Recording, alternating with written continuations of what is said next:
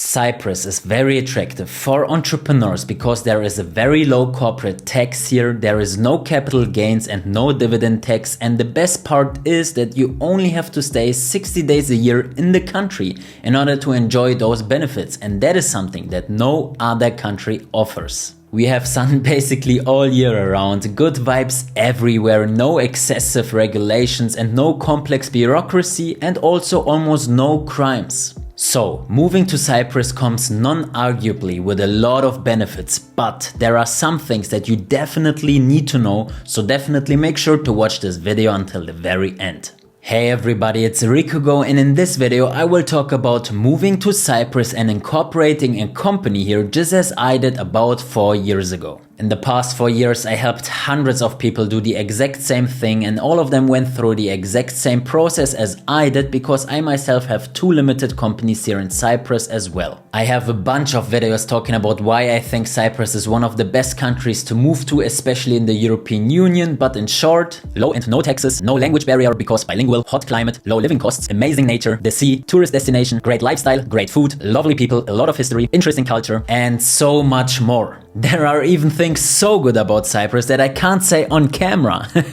First of all, let's talk about some very important fundamentals. Number 1, the right timing, and 2, a potential exit tax. With the right timing, it's very important that you understand when it actually makes sense for you to move to Cyprus, especially in regards to the tax calendar year. If you have already spent more than 183 days this year in another country and you now suddenly want to move to Cyprus to pay taxes this year here in Cyprus, then you don't have to rush yourself because it will probably not work as your current country sees you as a tax resident and they want the taxes from you. However, if it's June and you want to move to Cyprus, you better rush and get out as fast as possible. But even if you leave early enough for this calendar year, it's not a guarantee that you don't have to pay a potential exit tax. In fact, actually a lot of Western countries, they implemented an exit tax because they realize a lot of people want to leave their country. And so they are taxing the individual or the business with a one-time tax based on the net worth or the turnover. So definitely make sure to find out if there is an exit tax with your current country. For me, for example, it's Germany, but I left 4, maybe even 5 years ago, and back then there was no exit tax, but now there is. Unlucky you if you're from Germany. Lucky me.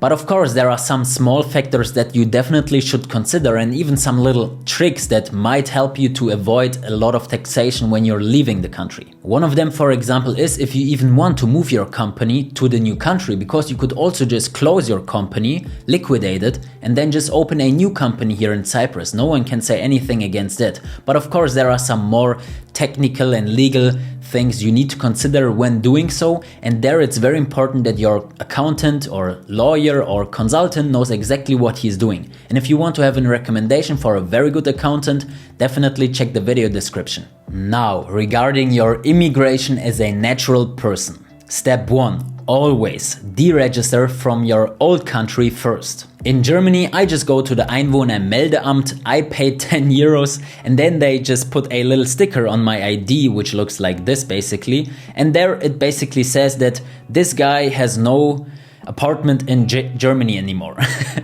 And then also you get a piece of paper, it's like a certificate, you can hang it on the wall if you want, or you just use it if someone ever wants to have money from you in the future. If your old tax department wants money from you, you just show them the certificate. If your old insurance wants money from you, you just show them the certificate as well. And even if the church wants money from you, you show them this certificate. This certificate is basically your ticket to freedom. Anyways, back to the topic. I think I made my point clear. Step 1 is always deregister first. Then step 2, you register in Cyprus with the following 2 steps. Number 1, you need to get your yellow or pink slip at the immigration office. And number 2, you register at the social insurance department. For Europeans, it's the yellow slip, which is very easy to get. For non-Europeans, it's the pink slip. It's a little bit harder to get, but there is a residency by investment program, which is very easy, and I have a separate video talking about that. Now you have the residency permit and you're in the social security system, and that allows you to stay in Cyprus for more than 90 days. And the good thing is you basically don't have to renew any of those documents on a regular basis. You can just stay in Cyprus how long you want and basically forever. But with that, you don't enjoy the tax benefits yet, because step 3 is actually the so-called non-dom status. I also have a separate video explaining the non-dom in very detail, but in short, it just exempts you from the special defense contribution,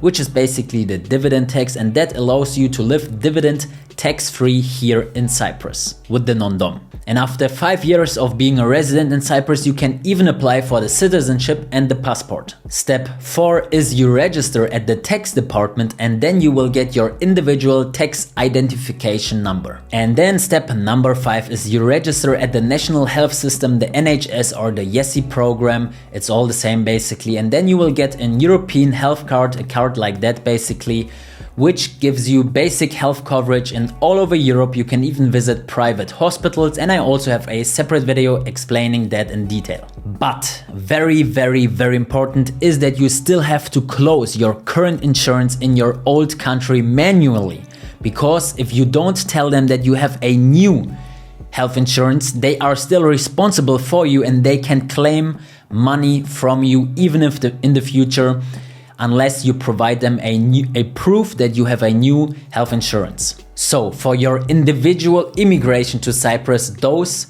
were the most essential steps.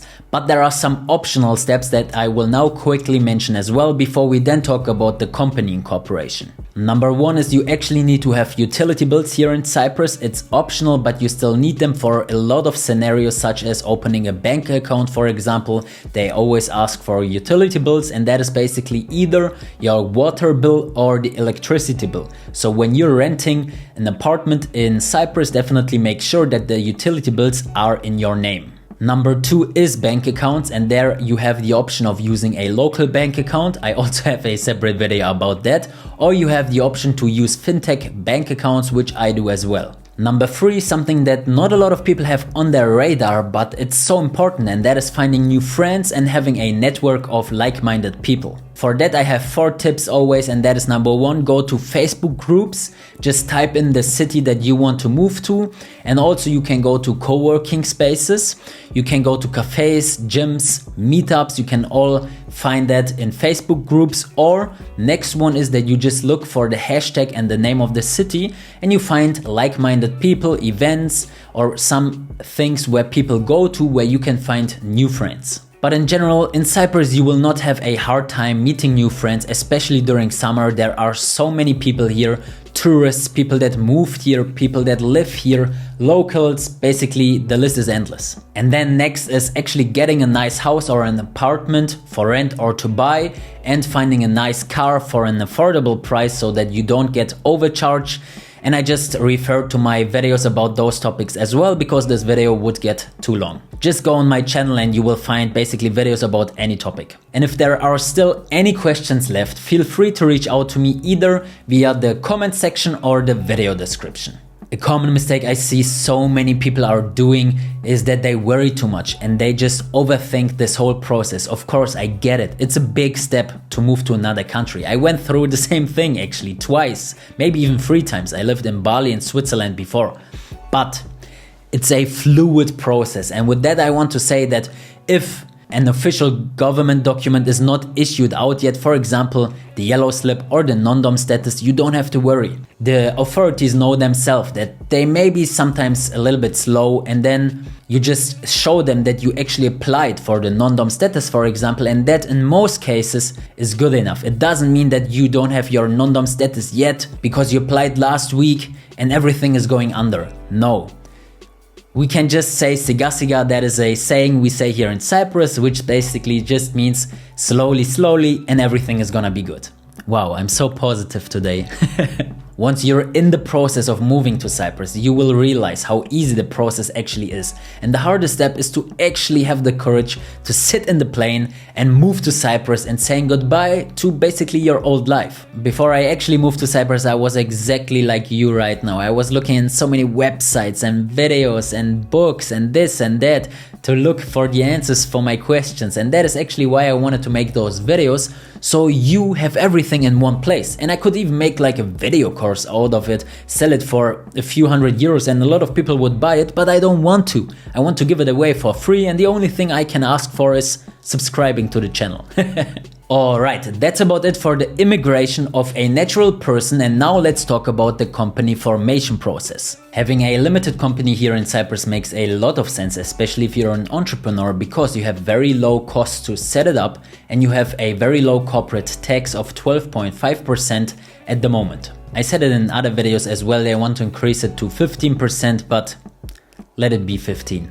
If you're an entrepreneur with a business and you have multiple clients, you need a company entity in order to issue invoices to your clients. But even if you're not an entrepreneur, you have a normal job, you have an employer, you could still have the very same benefits if your employer accepts that you also issue invoices on a monthly basis, just the same as you would receive a salary. And in most cases, the employer, if it's not a huge company, they actually are fine with that because they can write off the invoice completely as well. So for them it's not really a big difference, but for you, you will pay so much less taxes. And when it actually comes to incorporating or formatting a company here in Cyprus, there are basically two options. Number one, you just move your current company entity from your old country to Cyprus. You change all of the addresses, all of the paperwork, this and that, and then you have your company here in Cyprus. I recently worked with someone that transferred his company from Austria here to Cyprus, and it was so much paperwork. And that is why I actually recommend to look into option number 2, which is close your current company and open a new company once you moved here to Cyprus and you became a tax resident. Actually, you can also do it both at the same time.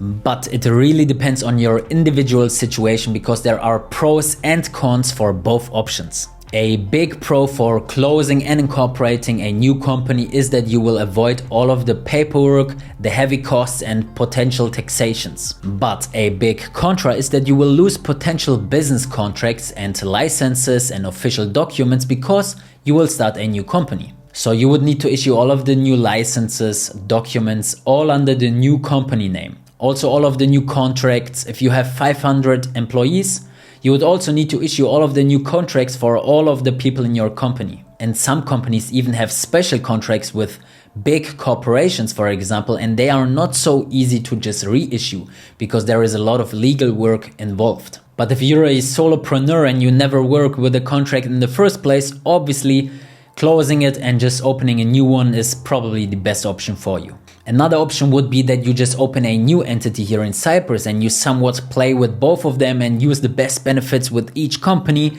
but this requires a lot of individual consultation and a really good accountant. Again, if you want to have a recommendation, check the video description. For the exact step-by-step process on how to incorporate a company and how the process actually looks like, you guessed it, I have a separate video about that, but I will give you 4 of my best tips in order for you to speed up the process as fast as possible so that you will save money and time. Tip number 1 is obviously to prepare all of the required documents that your accountant wants anyway, and that is, for example, the passport, your business activity, the volume of your business and individual things that your old accountant probably asked you as well. Tip number 2 is to already decide for a company name and to already look up online if that company name is available, because if it's not and the company registrar here in Cyprus declines your request of the company name, you will pay €30 per request. Tip number 3 is to definitely already look into banking solutions, because banking with a Cyprus limited company is not the easiest thing on this planet. Tip number 4 is to work only with experts. If you're a businessman, if you're a businesswoman, if you're an entrepreneur, the last thing on earth you want to do is to double check the work of your lawyer or accountant. You need to trust your accountant blindfolded and you need to focus on the business. In a utopian world, the only thing you need to do is to sign the documents that your accountant gives you, and you know he will handle all the business for you. For the costs of incorporating a company in Cyprus, you will pay about €4,000 these days for the full package, plus minus, depending on your individual structure. And for the ongoing costs, so for the maintaining costs, you'll pay another $4,000 to $5,000 every year for bookkeeping, filings, tax audit, and such things. Definitely, in any case, make sure to ask your agency for the full total setup costs for everything, because you need everything. You need the immigration, you need the yellow slip, you need the non-dom, you need the company incorporation, the VAT registration, the social insurance, this and that and all of that. And some people maybe sell you something for 1,000 euros and it sounds like a great deal, but then you just find out later on that it's not everything that you need. And if you don't want to end up like that with hidden costs, definitely make sure to watch this video and I will see you there.